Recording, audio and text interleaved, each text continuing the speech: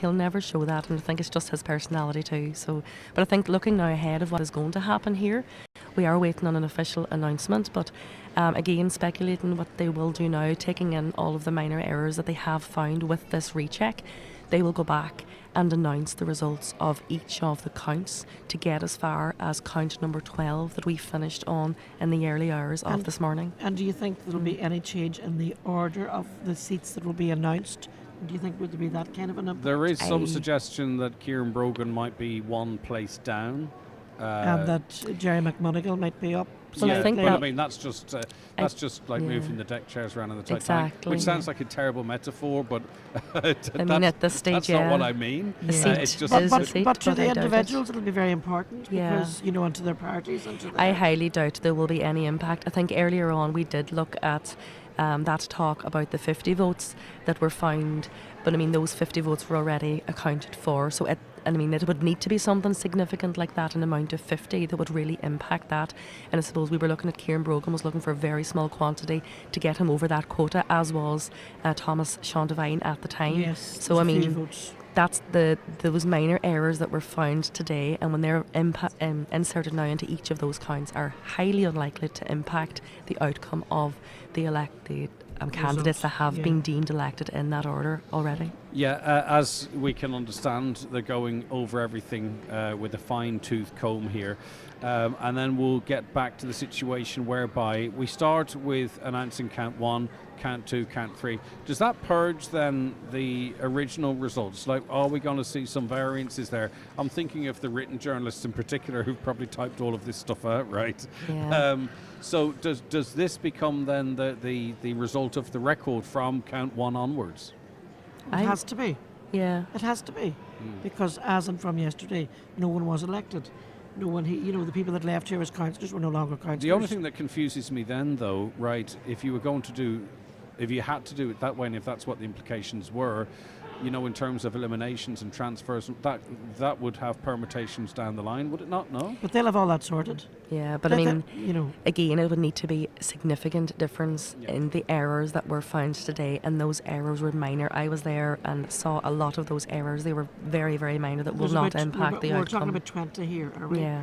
We're talking about 20 errors, which might be something simple. That's 13,000 votes. Is it 11, 12, 13? Let me see, what's the... 13,175 votes.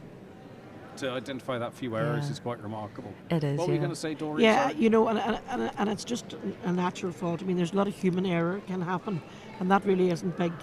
And it's not significant to the result of what we're talking about. That's we are sort of talking too about a second interpretation, aren't we, in terms of stamping and punching holes, make sure punching they're all holes, done. and I mean again, even the number 1 was questioned there. Yeah. I saw it on 2 different papers now, and they were like claiming a Roman, little a things that people European were looking at.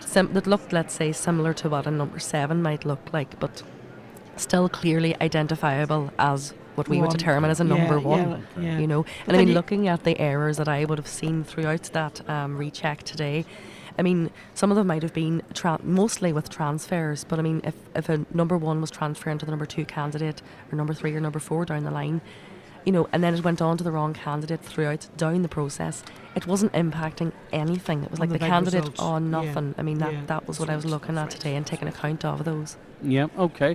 Well, listen, that is the state of play as it stands. What we believe to be the case is that in the not too distant future, we'll start at count 1. We'll run through all of those. Count 12 will have been revised to effectively show that Kevin Bradley is 2 votes behind Mary T. Sweeney. The working theory at the moment is that he will not contest that he will accept that. So that means he is eliminated. His votes then are distributed, and it would take something somewhat unexpected for Mary T. Sweeney at that point to overtake Donald Coyle. Yes, and take that 7th seat. Highly unlikely. Again, just to put this speculation. Anything is possible, but just to put all of this on record, we're speculating everything here. We've nothing official until he puts the jacket on and stands up and makes that announcement. But also, like, you know, the whole procedure then for the rest of the evening is that the candidates who have been elected will speak following the result being counted. Exactly. So there's quite a bit of and there's a lot of people here now with that in mind, aren't they? Everyone wants that they want experience. Their day and they need it. And I think I do see most of the candidates are here that we would anticipate are getting those 7 seats. I think most of them are here already. So and they've been here most of the day. Yes, families are here and they've been waiting a long time for that moment and they deserve it. So whatever stage it comes today, they'll be happy with it as long as the process has been thorough and it has been. Well, I mean, and also too, everybody else, I think, had that experience of the cheers and being lifted aloft. Donald Coyle hasn't had that yet, which seems a bit strange. Well, but neither has Jimmy Kavanagh or Michael McBride. That's right, of course. I forgot about they never got deemed elected either. How could you forget about those? Oh my goodness. No. So as it stands, we only actually had 3 councillors elected. Of course we did, because everyone was going over it. But now there's nobody elected so as it stands, technically speaking.